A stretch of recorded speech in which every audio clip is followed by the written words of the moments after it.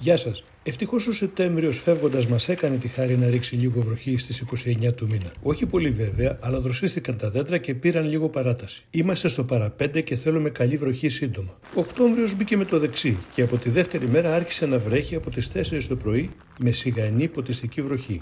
Τουλάχιστον 5 ώρες έριχνε συνέχεια και μετά ψιχάλιζε κατά διαστήματα. Μεγάλη ανακούφιση μας έδωσε αυτή η βροχή και οι προβλέψεις ήταν καλές για τις επόμενες μέρες. 5 μέρες μετά, στις 3 του μήνα δηλαδή, ενώ ψιχάλιζε ακόμη, έκανα μια βόλτα σε κάποια κτήματα για να δω αν αντέδρασαν και πόσο με τη βροχή, και ιδιαίτερα αν ρίχνουν καρπό στο έδαφος.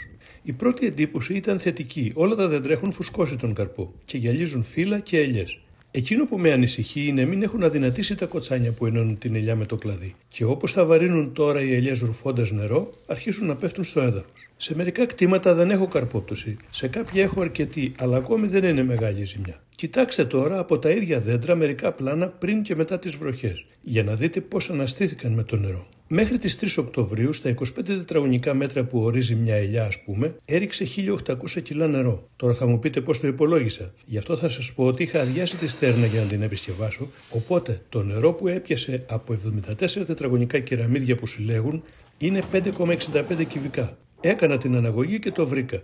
Οι προβλέψεις δίνουν 2 μέρες ανάπαυλα από βροχή στις 4 Οκτωβρίου. Οπότε αποφάσισα να πάρω το ρίσκο και να ψεκάσω όλα τα δέντρα με χαλκό. Σε τέτοιες καταστάσεις επιβάλλεται ο χαλκός. Όπως και μετά το ράβδισμα, το κλάδεμα, το χαλάζι και από παγιτό επίσης πρέπει να ψεκάζουν.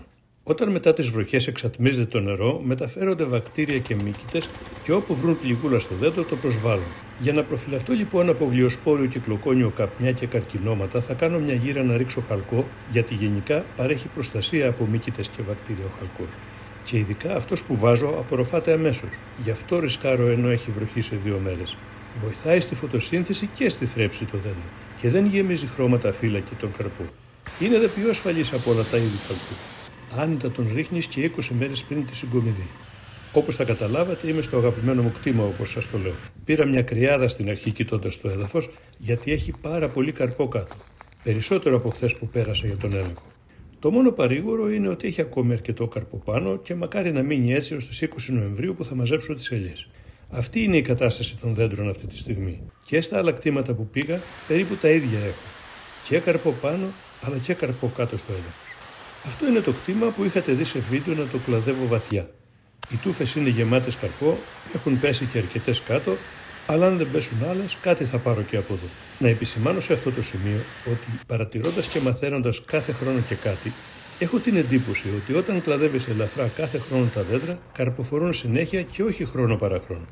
Βλέπετε κάθε χρόνο στα κτήματα που σας δείχνω στα βίντεο μου να μαζεύω καρπό ακόμα και όταν η περιοχή δεν έχει δέσει.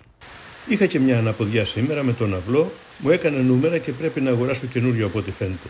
Τρόμαξα να τελειώσω, έπρεπε να πατάω και να αφήνω συνέχεια τον αυλό για να βγάζει κανονικά. Και δεν έφταιγε το μπέκ, μάλλον κάτι μέσα στο διακόπτη είναι. Αν κάποιος έχει αποδεδειγμένα αξιόπιστο αυλό, ας μου προτείνει να αγοράσω ένα καινούριο. Γιατί θα τον χρειαστώ μέχρι τα μέσα Οκτωβρίου που θα ρίξω ξανά κάλιο στις ελιές, μήπως και μαζέψουν λίγο παραπάνω λαδάκια. Ελπίζω να μην σας κουράζω αν επαναλάβω ότι μετά το ψέκασμα πρέπει να ξεπλένετε το βετίο, να ρίχνετε λίγο καθαρό νερό και να ψεκάζετε αρκετή ώρα ώστε να καθαρίσει η αντλία, η ανέμη και το πιστόλι από ό,τι είχε μέσα. Για καλό και για κακό δε, στο τέλος βάλτε γράσο για να είναι έτοιμο το ψεκαστικό, μην το ξεχάσετε την επόμενη φορά. Εδώ θα σας αφήσω. Εύχομαι όλοι να έχετε μια καλή παραγωγή και υγεία πάνω απ' όλα.